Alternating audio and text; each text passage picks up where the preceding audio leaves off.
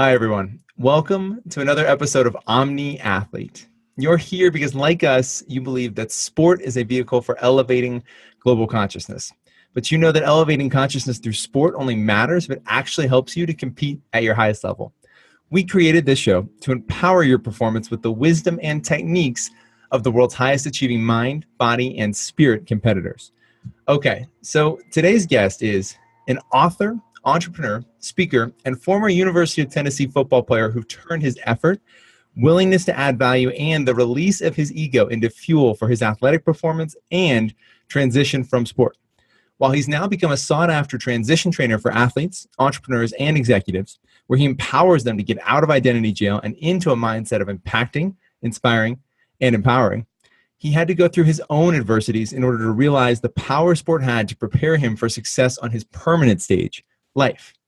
After a devastating knee injury in high school, all but wiped out his senior season, and watching a teammate nearly lose his life in college, he came to the realization that finding peace and a higher purpose in life, separate from his identity as a football player, were critical to having the success he dreamed of. That energy, process, and dedication has carried over into his life as an entrepreneur and leader with endorsements from professional athletes, coaches, and peak performance icons like Grant Cardone. It's my pleasure to introduce to Omni Athlete, Derrick Furlow Jr. Welcome to the show, Derrick. Man, thankful to be here, Josh. Thanks for having me. Yeah. Excited. Yeah, man. So there are so many places we could start, but I was just watching a couple of your clips on LinkedIn, and the one that jumped out at me is the idea of the price we have to pay when we want to transition, and specifically for athletes, what that looks like. So I want to start there. Man, I'm glad you saw that, man, because this thing is expensive out here, and most people ain't willing to pay the price, bro. Yeah. It sounds good, look good, but we ain't really wanting to pay the price. And the kicker is, I found that when it comes down to us being dominant in sports or just in sports, we pay that price on a regular basis.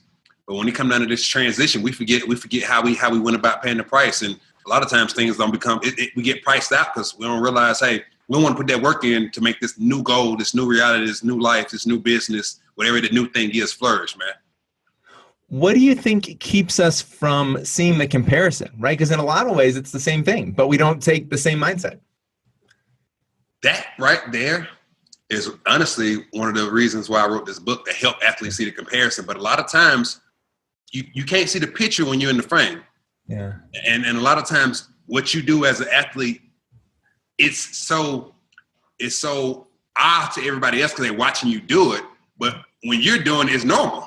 Yeah. So you don't even understand your own greatness. You don't even understand your own level of because you're in it. It's natural, it's normal to you, and you're surrounded by people that it's normal too. So therefore, it's normal. But as soon as you get into another space, it's like, oh man, that's hard. Oh man, I got to do this over again. Oh man, I ain't got time for that. So the dynamic shift, even though you don't realize you've been doing it all your life.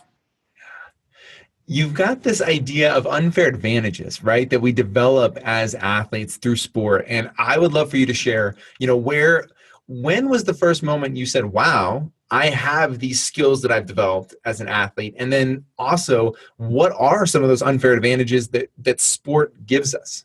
Man, so that right there, that's funny you say that. I got one that comes to my mind instantly. Yeah. And growing up in Southwest Atlanta, raised by a single mom and 3 kids, we did a lot of moving. Yeah. And earlier in life, I didn't understand why we did all this moving, but we moved because a lot of the environments and situations weren't the best environments for kids to be in. So my mom did her best to put us in the best environment, best situation possible. So as we found ourselves moving every 3 months, every 5 months, every 6 months, every year, whatever that looks like. But when it came down to it, I became good at making friends fast because I realized by the time I met these friends, they wasn't gonna probably be around very long because we was gonna be moving. Yeah. So I came up with this skill set of being likable and making friends really fast, right? Mm-hmm. So in elementary school, I was making a lot of friends. Well, when you're young, you don't think about it because it's just friends, right? Well, I get to college, start a online business and network marketing, and then you had to go out here and recruit people for your business, right? And it was kind of funny. The aha moment came because from moving and from playing sports, I realized I was around a lot of other people and I was good at making friends. Well, when I started this company, it involved recruiting, which was networking, which I had to make friends. I had to build a network of people. Yeah. So that's when light bulb went off. I had been doing this all my life, but when I was growing up, it was called making friends when you're an adult, it's called networking. So that unfair advantage I had gained from all my life of all this moving, which was a problem when I was younger, because my mom was trying to move us out of Section 8 housing, out of the projects, and out of these different things. But on the back end, when I opened my eyes, I was developing the skill set that most people have a problem doing when it comes down to networking and making new friends or meeting people or speaking to people or being likable, all these things. I had been practicing that all my life. And then just come to find out when I needed it, I thought back on all those other things I had been doing, and it was one of the easiest things I had ever done. So that was one of my unfair advantages that I feel that was an obvious one instantly. You know, what's so powerful about that, and what comes to mind for me, is that I think we take relationships for granted within sports, right? So frequently, just the you know, we train our body so hard, right? And we train and our minds, so we think through those terms. We don't think, oh my gosh, I'm training relationships. Can you speak to that a little bit too? Like what were some of the powerful relationships you developed through sport, and how have those relationships showed up now that you're done playing? Man, those relationships are everything. And I said this once in one of my videos, and you'll hear it throughout your life.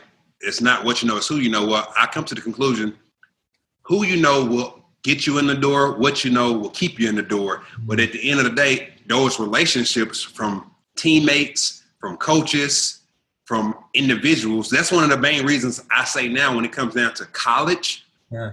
One of the main reasons people should go to college, not necessarily what they're going to learn in the classroom, but for the people they're going to meet in the classroom. Because if you think about it, I went to the University of Tennessee, we had 26,000 or how many thousand kids that went there.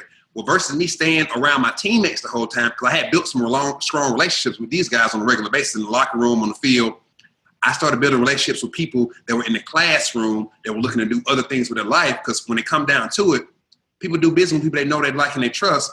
Those people was going to spread out like seeds across the world, across the country, and they would go do business with people they know, like, and they trust. And it necessarily wasn't going to be my skill set per se that got me in the door. It was going to be the relationships from the people that I met earlier in life when I was on this stage or on this pedestal, but I treated them like a normal human being, and I was a human to them versus this athlete or whatever that looks like, and had a chance to just really connect on a normal level.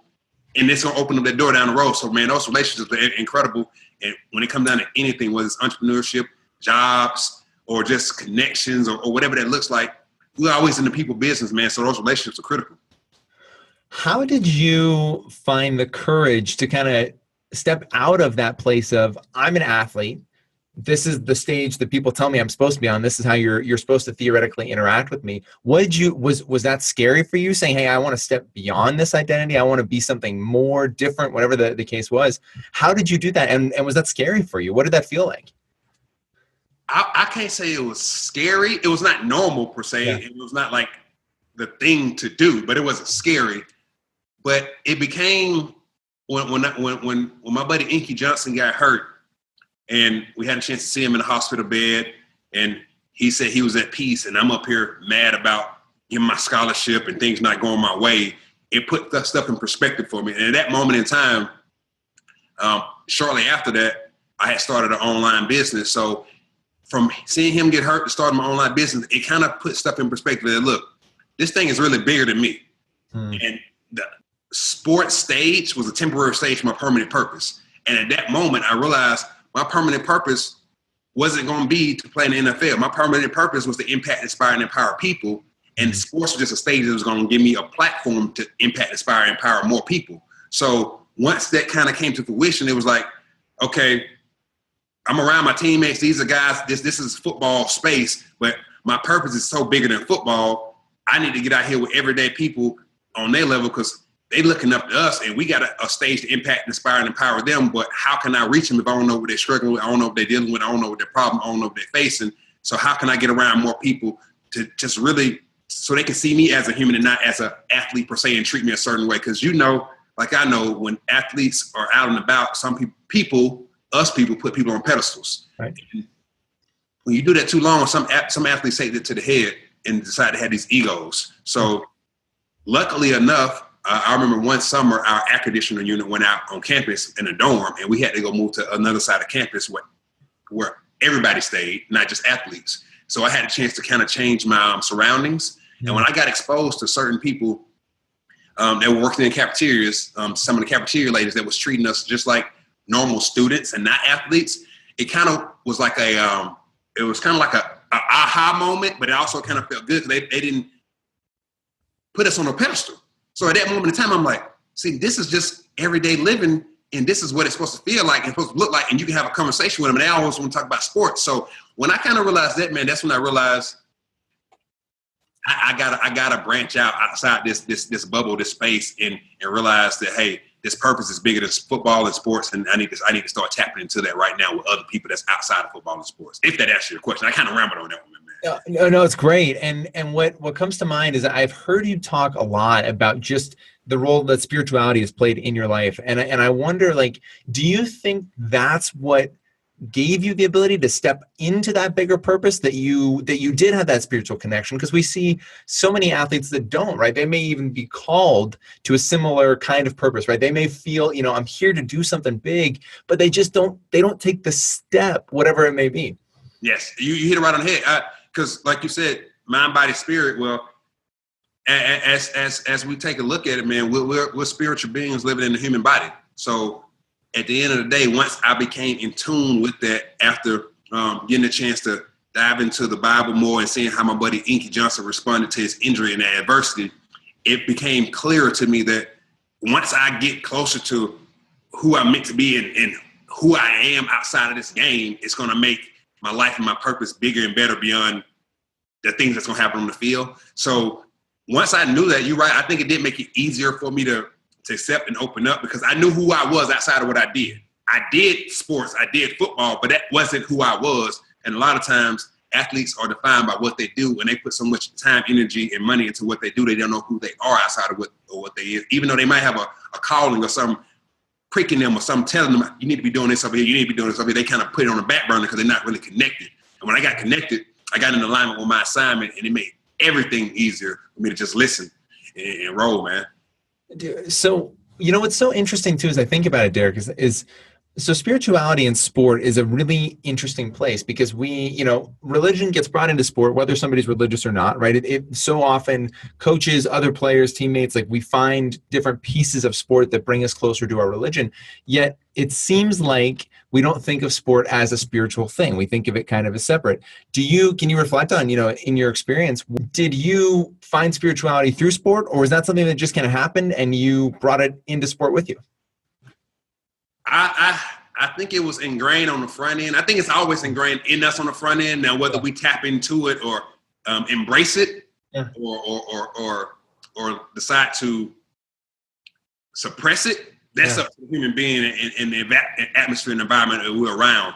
Because we got some guys on the team that necessarily didn't tap into their spirituality. But I do realize this, man, when it comes down to you finna line up and you finna ride or die with your brothers on this field, you better be locked in and you better believe in something bigger than you, because a lot of times you're going to get knocked on your butt or things ain't going to go your way, and it's going to be out of your control. And the moment you can let go and let God kind of work through you and let you execute at the level you're supposed to execute at, because you ain't thinking about, if I mess this up, I messed it up. I believe that makes that spirituality kind of more prevalent and more and just more obvious. And you can see that with guys when as they playing basketball, football these days. You see it on a regular basis. But I think it kind of brings it out the guys that are not scared to show it. Because honestly, we had a lot of guys that wanted to probably be spiritual, but they weren't sure how to express or how to show it. So we had things like FCA that kind of help cultivate it and help you grow, plant those seeds, so you can say, hey, it's okay to be an athlete and be spiritual and realize that, hey, this thing bigger than you, and that you ain't in control, even though you big, strong, fast, tough, mean, or whatever that looks like. So I believe sports kind of help cultivate it, man, help it bring it out of you. Yeah, and this is just kind of an interesting thread, but I get a lot of energy from wondering, like, why do you think at times it is that we feel like they don't go together? Honestly, man, I never thought about that. Yeah. And good. Only thing I can say we feel like it don't go together because we got pride. Yeah. It got to be a pride thing. That's a human being thing, and it's a pride thing, because when you look at it from a bigger picture, you get a chance to play a game that you would play for free, that's fun, that you played in the backyard, and all of a sudden you got 100,000 people watching you play it. If that ain't just crazy, you realize it's bigger than a game, you can't put it together. So it's a pride thing. I believe when we start thinking that we are in control and it's all about us and that you made this happen and I made this happen, that's when life gets tough at the end of the day, man, because you got that ultimate ego, and that thing can be inflated and deflated at any given time. So if we transition, no pun intended, into where you start with an athlete who may have just retired, right? Let's say it's a professional athlete who just retired from their sport. You have a set of principles that you walk them through. Where do you start with them? Like, what are some of the first questions that you might ask them? First thing, man, is you got to help them find their identity. Like, who are you? Like, what's your purpose? Like, what are you here to do? Because a lot of times you'll be amazed. Athletes think they're ball players. Like, that's what they think they were here to do. Really, that wasn't. That was just a temporary stage for their permanent purpose, because ball only going to last not even a third of your life, if you're lucky, whatever sport you're playing. And then you got the rest of your life to live. So the first thing you got to ask them is, you got to help them get out of this identity crisis. And a lot of the times, a lot of athletes are stuck in identity jail. They determine the bond and they determine the sentence. Because some of them, they stay in that thing 5 months, 5 years. They may even die in identity jail. And then some of them realize it and they're able to pay that bond, pay that ransom, and get themselves out of identity jail. Once they get out of identity jail, then they can truly find their purpose here on earth and what they're here to do and what that stage provided them the opportunity to do. And I mean, you got a prime example. You see LeBron James open up a school. So it's some guys get it earlier than others, but at the end of the day, the first things first, you got to help them with their identity crisis, and then help them find their true purpose or their new purpose, whichever one they feel is relevant to them. Because sometimes some athletes think that sports is their true purpose, and really, it's really just the opening door for what's to come behind it. What are some of the things that you've seen help somebody rediscover their purpose or just move out of identity jail? Is it finding that purpose? Does that pull them forward, or what does that look like? So I got a friend named Patrick Hollis, and he did what's called I named it after him, the Hollis Project, because we was talking back and forth. And I had done the same exercise, but he wrote it down, and he was actually a pole vaulter. And he said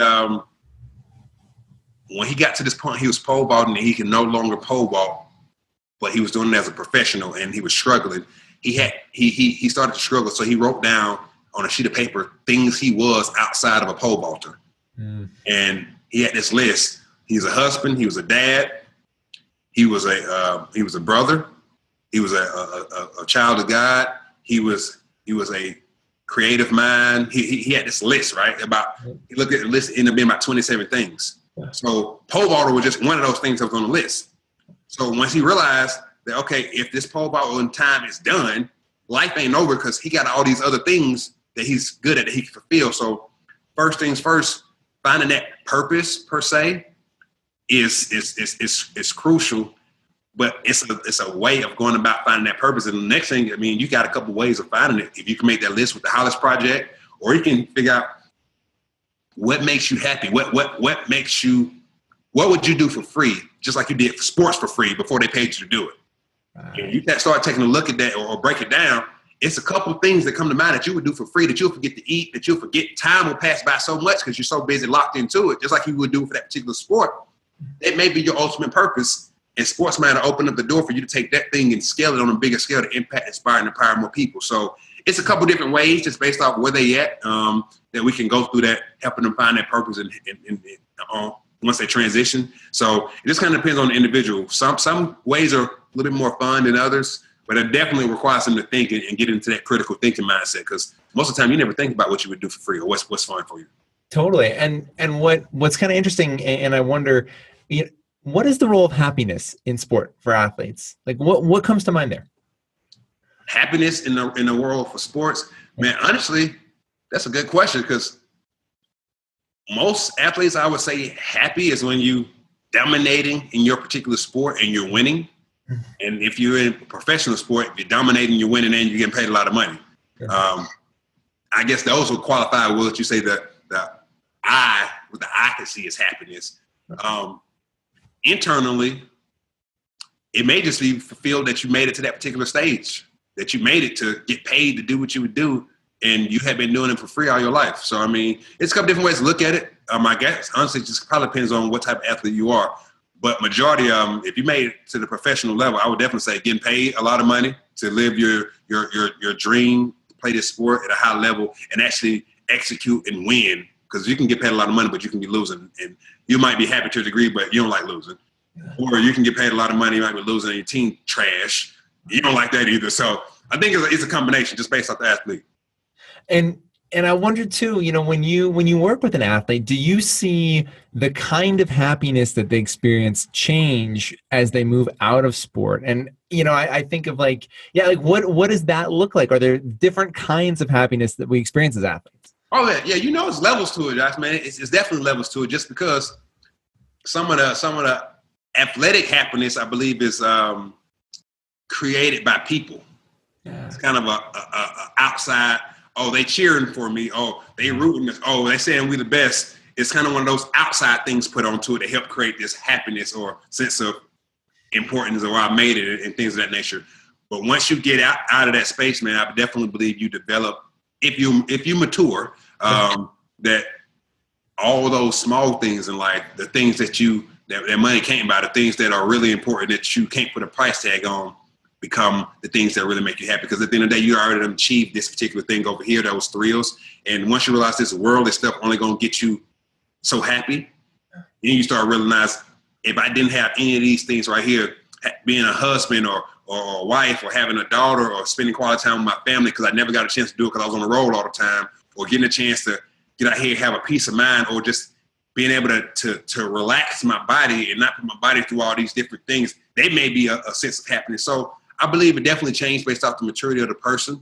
And I believe, honestly, a lot of more athletes are coming to or being more awakened on what happiness looks like for them after sports, even though it's a whole problem of them being able to transition and get to that particular point. So in that sense, it's almost like they can kind of see where they're going, right? We can see where we want to go, but there's this gap in between that gets really hard to figure out how to get there. Yeah. It's kind of like you being in California, and you got San Francisco over here, and you got the Golden Gate Bridge, and then you got the other island over here on this side. You see where you want to go. You're just not sure which bridge is going to help you get there, or are you going to take the boat across the water, or are you going to take a helicopter over, or are you going to drive across the bridge? You're going to walk across the bridge. Like, you're not sure the actual route that's going to help you get to the other side. So that's honestly one of the biggest problems, because I believe they all can see it per se or know what it is deep down. Yeah. But it's being able to, for one, let the ego go and own it and realize, hey, okay, my time here is up, or it's time for me to transition. And some guys get it, some guys don't, but it's just a matter of them realizing and being open and honest with themselves to realize it's time to move forward to the next stage. And a lot of them they don't realize you got to let great things, good things in so great things can begin. And that's what the transition is all about. Do you find yourself asking them any specific questions when it comes to being able to kind of acknowledge and be honest about where we are, right? Because I think that's so hard, right? So often we want to be, if we've had success and we're in a place where the outside world says we're rocking and we're doing all the things we're supposed to, then we feel like we're there. And if we haven't had success, a lot of times we feel like we're so close that it's hard to have that honesty of, okay, it's time for something different, and it's time for me to make that transition. Do you find yourself asking, kind of consistent questions when somebody isn't being honest with themselves about where they are? Yeah, and it's kind of funny because it comes in a conversation. Yeah. So based off the conversation, it's just one of those real life, down to earth, heart to heart conversations. Yeah. And you can kind of tell, but the sequence of questions is not necessarily in a particular order, because sometimes the answer comes out without me necessarily asking. Once I just say, what makes you happy? If you can do anything right now, what would you be doing? And then when you start asking why, how long have you wanted to do that? So when did you get this feel of that's something that you should have been doing? Things of that nature. Once you just start diving in those second, third, fourth, fifth level questions and letting them talk, I believe they say stuff that they never really even said. It's just only things they've thought. And then they get a chance to really truly paint the picture of what they want to do or what they should be doing or what they could be doing.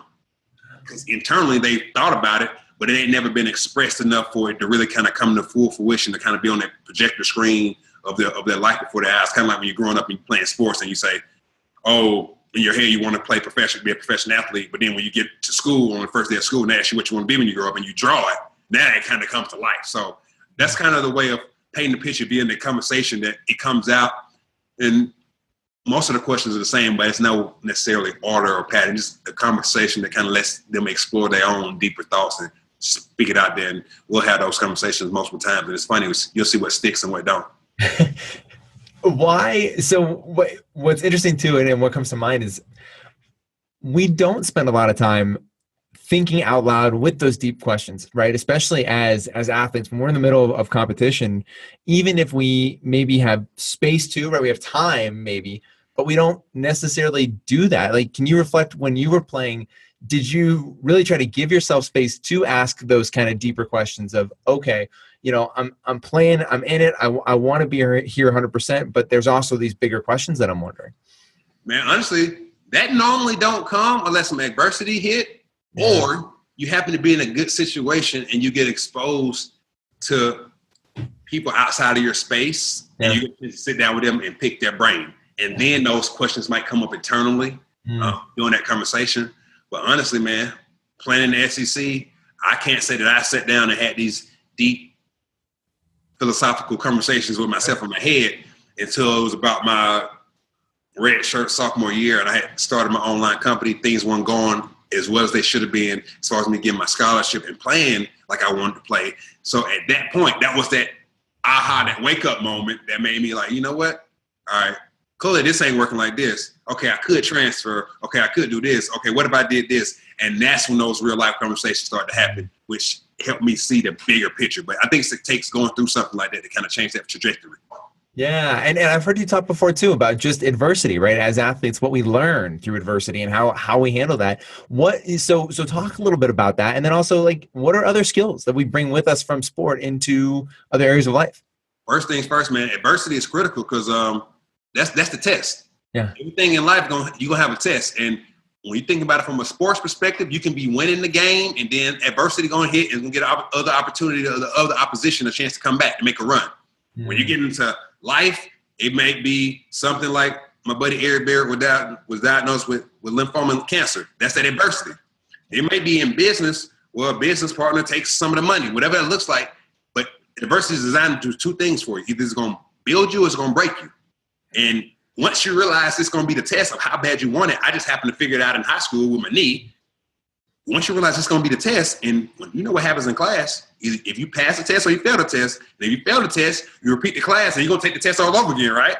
So once you realize that you're going to get that test, it's just a matter of, okay, I got to figure out what I need to do to pass this test. So once you realize it's going to happen at some point in time in life, either you leave in adversity, you go into adversity, or some adversity is on its way. But it's all around you at some point in time. So once you realize that, it becomes a norm, and you know how to handle it and prepare for it, just like you did in sports all your life. So adversity is something that the game teaches you that you can take away. When it comes down to being persistent, when it comes down to being resilient, when it comes down to being committed, when it comes down to being dedicated, all those things, when an athlete, all they got to do is think about all the things they gave sports, and everything they gave the game it right back to them. But a lot of times they don't think about it. They just think about, oh, man, I gave this to the game. I gave my blood, my sweat, my tears to the game, my energy, my effort, all this time to the game. Well, the game gave you all that back. Now the question is, what you going to do with it? So one of my favorite concepts that I've heard you speak about is the idea of adding value as an athlete. And I thought that like it's so energizing for what you just said, right? Because we think so often, you know, I can think about the hours that so martial arts is my primary sport, right? And I can think of, you know, like hours and hours of just holding stances and sweating and just this like constant work. But it's harder for me to think back, oh my gosh, what did those moments give me in return, right? It wasn't just that. Yes. And so it's hard to remember. It's a two-way, it's a circle, right? It's a cycle. Yep. And the more you get a game, the more the game gives you back. So it's funny because you never think about that. You hear your coach say it. Oh, I mean, the more you put in, the more it's going to give you back, or some cliche-ish, right? Like you hear, oh, I learned this from sports. I learned that from sports. I had heard that cliche all my life, but guess what? I had heard it, but there was never a book or a class I could go to. There was never a book nobody gave me to go read. I'll say, hey, you learned this in sports. Well, this is how you can actually apply it. Oh, you remember that class? Or Remember how you learned this in sports? Here's a class you can go to. So I wanted to take it and put it in a physical form because you hear those things, but there was no way you can go to actually find the source that was going to help you cultivate that thought process where now you can actually bring those thoughts to fruition and realize, oh man, all those hours in the gym of holding this particular pose, of doing this particular stance, what did they teach me? So what's next? The book, How to Transition Like a Champ, it talks about that and kind of helps you take it and personally write it down. So now you can put your own blueprint in place of, hey, I learned this here. That's your takeaway. And how can I correlate it and carry it over to the next phase of my life, my business? Yeah, it's so powerful because I think we are, you talk so much too, Derrick, about the me versus we idea, right? Like the I and my versus we, and we as athletes are so quick to presume that it is all about us, right? Even in a team sport, like our egos just get so giant so fast. Man, bro, that's one of the biggest things. I was just talking to one of the guys who played basketball here at the University of Tennessee, went on to the NBA, but he was talking about some business ventures, and he did this camp, and that's my guy. So when he was talking about this camp he was putting together, I said, man, it's been 6 camps put on by individual basketball players that you already played with or they played right before you. Why wouldn't you guys all collaborate and conquer, come together and put a camp together? Because more people are going to show up for 6 balls versus 1 ball by itself. And this is what I said to him. When you think about the game of sports, whether it's an individual sport or not, it can be tracked. It taught you team, together everyone achieves. Well, it's been teaching you this team concept this whole time, right? Team. Well, as soon as you get done playing, you start trying to be an individual, go out into the business world and start your own company by yourself, put your own money at stake. And then when you lose bad, you lost because you didn't want to bring 4 other guys or 4 other females to the table to partner with you and have a good solid team. And y'all could have had equality in this particular space, and your losses would have been cut short just because you had a team of people doing it. So the whole concept of team, sports been teaching you all your life, but a lot of times the egos take over and you become this superhero and you want to do it by yourself so you can get all the fame, the glory, the accolades, and all the people praising you, and then you end up, on the struggles at the back end. So sports cultivates team the whole time around, but a lot of times we think about us as an individual so much that we kind of push the team to the back burner, except for when you think about sports. The only time you win a national championship is on your team. You ain't gonna win it as an individual. Yeah, and it's so challenging, but important to remember too, like the way that mindset affects the people around us too, right? And I'm sure you've experienced this too, but I know my mindset was so backwards and ego focused coming out of training, yep. Right? I mean, and so the people around me, they care about me. Yep. I'm only giving them a sliver of what they deserve and give back to me because I'm so focused on myself.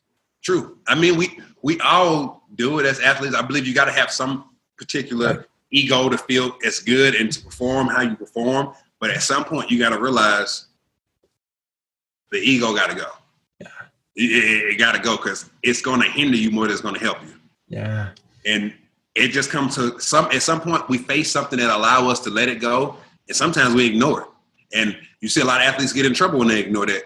You see a lot of athletes thrive when they realize, okay, this thing bigger than me, and I can be a superstar and win. You look at the Warriors. Yeah. Steph Curry. I mean, he could have an ego, or he could let the ego go and go get KD, and now they go win another. I mean, so it's one of those things. Some guys get it, some guys don't, but it's displayed on a regular basis. And that's why I always tell people, man, look, don't go out here and watch somebody live their dreams 3 hours a day watching an NBA game, NFL game, Major League Baseball game if you ain't learning nothing from it. Because it's showing you all these life lessons, but a lot of times you're watching it for entertainment and not with the thought process of what can I learn from this. It's especially for somebody watching it, right? It ends up being consumed so passively, right? Like it just, and it's always different for us as athletes watching the sport that we competed in, right? But for fans and for even family, like it's just this passive absorption. It isn't necessarily that educational experience it can be.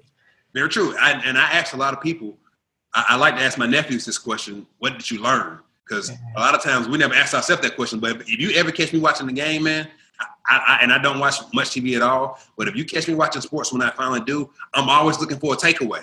Because that's one of the things I done learned in sports, and this is how you're able to transition. This is the piece of the puzzle. My logo is a puzzle piece, sports like business, but from the sports perspective, it's always about the takeaway. What can you take away from what you just experienced or played What can you take away? How can you correlate it?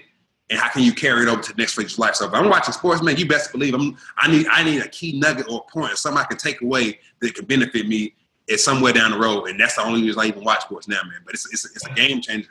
I'm getting better. And if I can't get better at it, I only want to waste my time and energy doing it.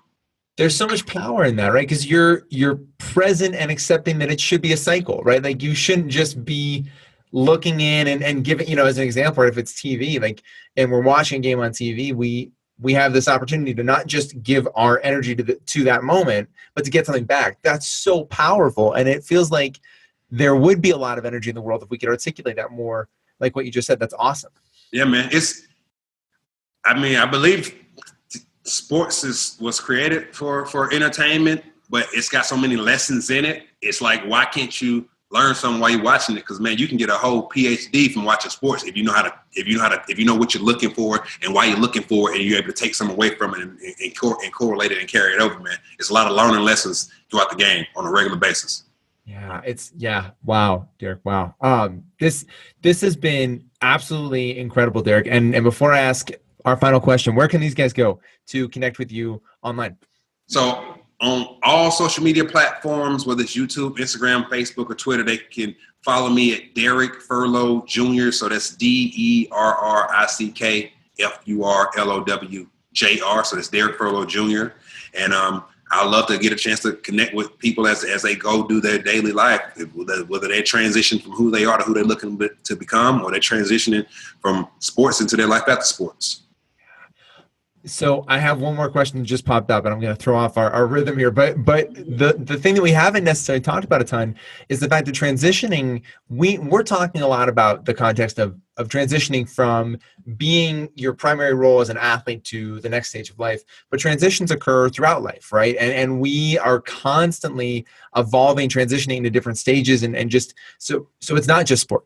Nope, it's not just sport, and that's the bigger piece behind the book in Sports Like Business University. Because, all right, when you think about this conversation we just had with people watching sports, it's people watching sports on a regular basis that are going through something in life, that are transitioning, and are looking for a way to transition more efficiently, more effectively, or have their winning edge or find their unfair advantage.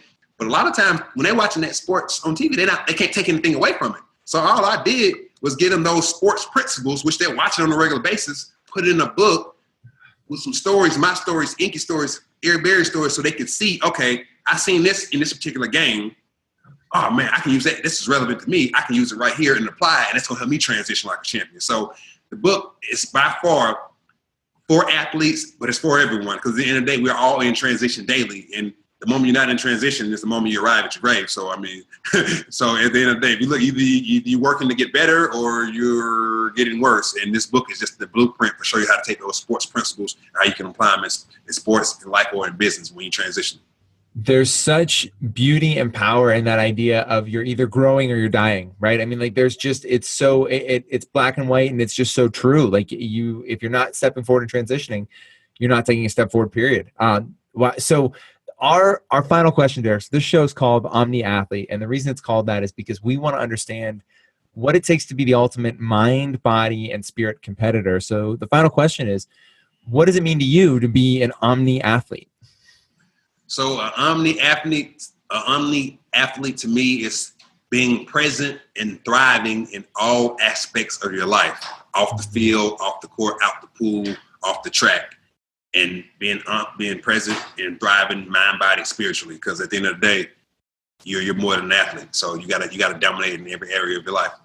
Dude, it's awesome, Derrick. Thank you for being on the show, man. This has been absolutely incredible, guys.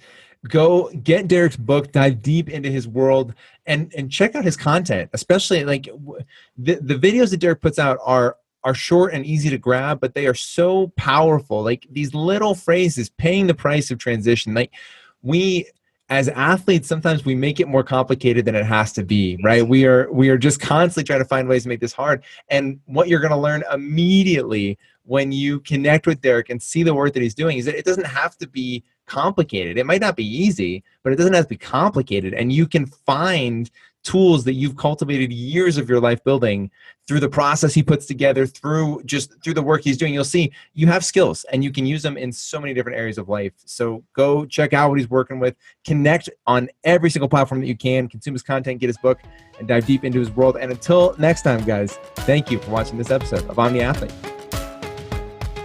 Hey, what is up, guys? Thank you for watching another episode of Omni Athlete. Please go like and subscribe to our podcast. That is our goal right now, is just to build this community as big as we possibly can, and we need your help to do it. So like and subscribe, share our content, guys. If this content adds any value to your world, that helps you perform, connect, go deeper, go wider, whatever it is that it does for you, if it provides value, all we ask is that you share our content and help grow this community.